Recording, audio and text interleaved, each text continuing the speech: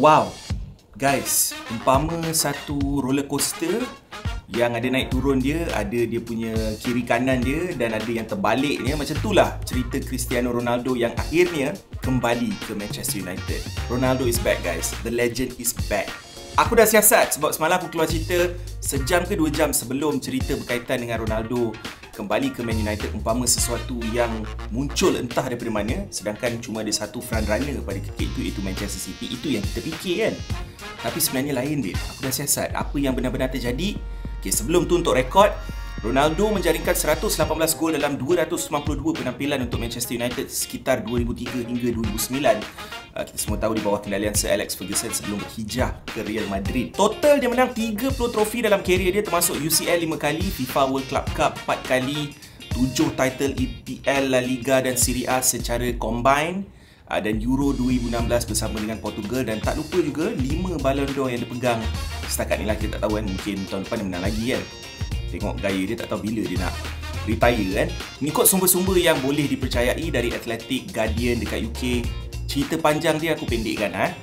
Selepas perbincangan lebih kurang 3 hari antara ejen Jorge Mendes dan juga wakil dari Man City, Man United dan Juve, akhirnya masa depan Cristiano Ronaldo dah settle dalam beberapa jam je kemarin. Selepas 12 tahun meninggalkan Man United, spekulasi berkait perpindahan ke Man City sebenarnya tidak disenangi ramai fans Man United, dan ternyata dalam episod sebelum ni pun aku ada terangkan, namun segalanya berubah kan, dan berakhir dengan skrip yang boleh aku ibaratkan macam drama Melayu, drama Tamil dan juga telenovela combine. Namun akhirnya Cristiano Ronaldo berpegang kepada prinsip dan juga kata-kata dia, dan aku respect keputusan dia dan juga Jorge Mendes. Okay, cerita dia start macam ni. Tengah hari Khamis, Jorge Mendes call Manchester United, tanya kalau berminat ke tidak. Ini benda yang kita tak tahu sebenarnya waktu tu. Okay, ni hari Khamis tau. Sebab kita fikir City je yang buat offer masa tu kan.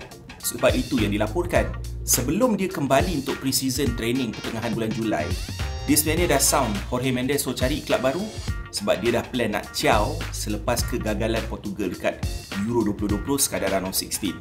Mendes pun secara tak rasminya pergilah jumpa wakil-wakil dari klub-klub terbesar Eropah macam Real, PSG, City, Chelsea, Man United antaranya, 5 klub.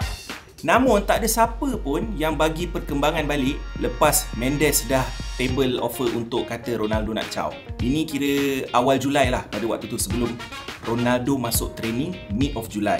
Okay, untuk pre-season Juve waktu tu. Kalau korang ingat lagi, Ronaldo pun ada main peranan dia juga. Dia kata janganlah nak fitnah aku, kata nak belah dari Juve, nak pergi Madrid bagai, sebab ada laporan mengatakan benda tu kan. So kita pun yakin lah yang dia tak nak ciao daripada Juve kan.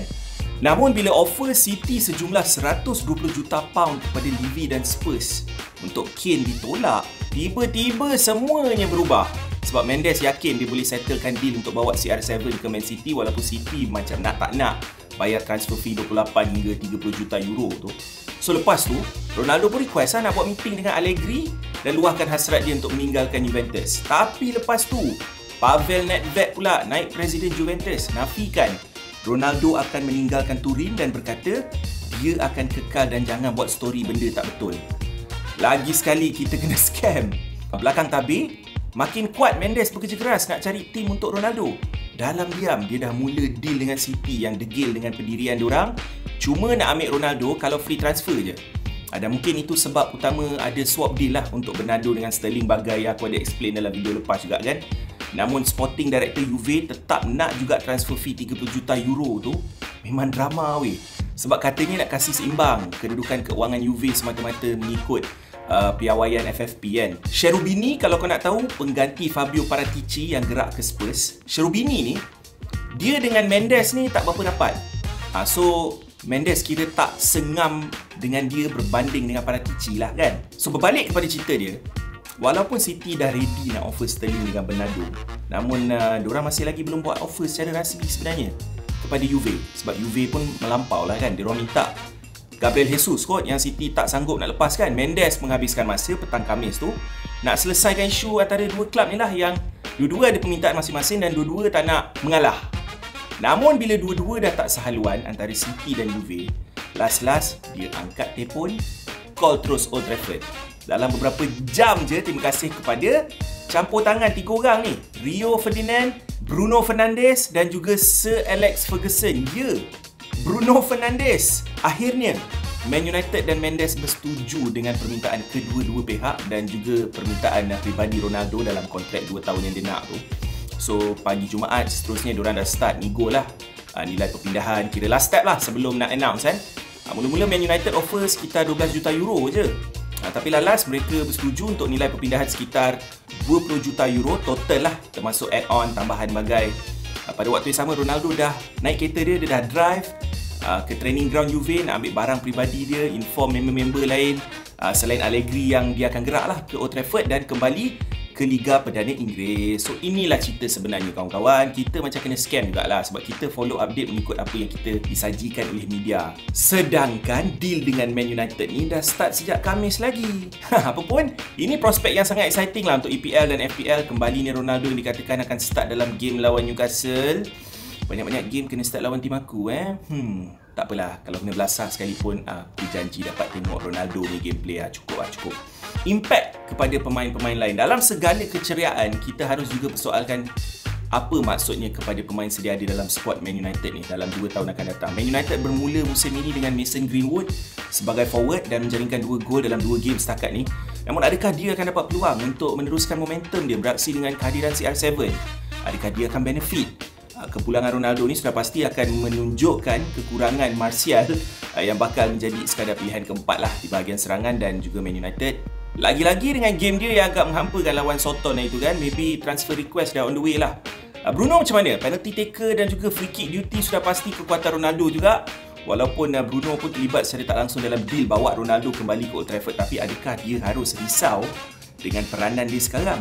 Mungkin dicabar hebat atau digantikan Ronaldo? Fans Man United mungkin korang boleh komen. Aku suka baca dan melihat pendapat berbeza daripada korang. Cavani pun akan ada impact babe, sebab baru je Ole pujuk dia nak stay semusim. Tapi mungkin juga dia boleh benefit sebenarnya kalau Ole memilih untuk try 2 penyerang kan. Sebab Cavani selain dari finishing dia, link up play dengan pemain lain pun cantik. Lagi-lagi ni Ronaldo kan. Namun aku lihat Ole akan menggunakan kesempatan ni juga untuk menaikkan semangat pemain-pemain muda dengan kehadiran CR7 dalam training tu. Sesuatu yang tak boleh dibeli lah kan. Apapun suka tak suka akan ada kemungkinan kekurangan game time untuk nama-nama seperti Sancho. Kau beli dengan nilai 73 juta pound. Rashford belum ada chance main lagi. Greenwood yang aku sebutkan tadi. Apa yang merisaukan aku adalah development. Setengah pemain ini yang mungkin terbantut sedikit sebanyak kerana perlukan competitive game time. Dalam Liga takkan nak main Carabao dengan FA Cup je kan. Tapi aku yakin Ole akan cari cara lah untuk memastikan semua pemain dia dapat beraksi dengan kerap. Adakah Van de Bench akan terus kekal di bench? Pogba, tu satu lagi isu. Pogba pun maybe ada efek sebab dia main peranan belah kiri front 3 tu kan. So kemungkinan dia akan kembali ke peranan lama dia yang lebih deep lying midfielder, yang dia susah nak kreatif kerana ada tugas tambahan kena bertahan. Jangan lupa pencarian untuk backup right back position Wan-Bissaka tu diorang tengah cari lagi. Central midfield role yang diwar-warkan sebelum ini. Ini antara luahan fans Man United yang aku sempat sembang dan tanya pendapat selain daripada apa yang korang komen dekat bawah ni. Apa-apa pun, kepulangan Ronaldo adalah sesuatu yang harus kita raikan lah kerana keupayaan dia untuk bermain sebagai number 9. Gary Neville pun dah luahkan benda tu. So kiranya kau dapat Ronaldo yang baru, yang finisher number 9 yang memang kau cari sebelum ni kan. So kiranya kalau kau tak dapat Haaland ke Kane ke sekalipun, aku rasa jawapan kepada number 9 tu korang dah temui. Harapan confirm akan melambung lepas ni sebab aku melihat secara peribadinya Man United sebagai title contender musim ni kira auto lah lepas Ronaldo masuk balik kan. Dan kemungkinan juga menamatkan karier dia di klub yang meletakkan nama dia di peta dunia. Untuk geng yang bakal jersey lama Ronaldo 7 tu mesti menyesal kan. Sia-sia je. Apa pun tanya fans Man United, situasi yang nampak suram pada mulanya menyaksikan konklusi yang cukup manis. Dan mungkin juga tangisan kegembiraan untuk setengah daripada korang lah kan. Tak sabar nak ambil dia jadi captain FPL aku. Alright guys, jangan lupa untuk like, share, subscribe untuk banyak lagi perkembangan bola sepak aku buat dalam channel aku ni. Jangan serik layan Ben TV. Dan sehingga kita berjumpa lagi. Ciao cincau.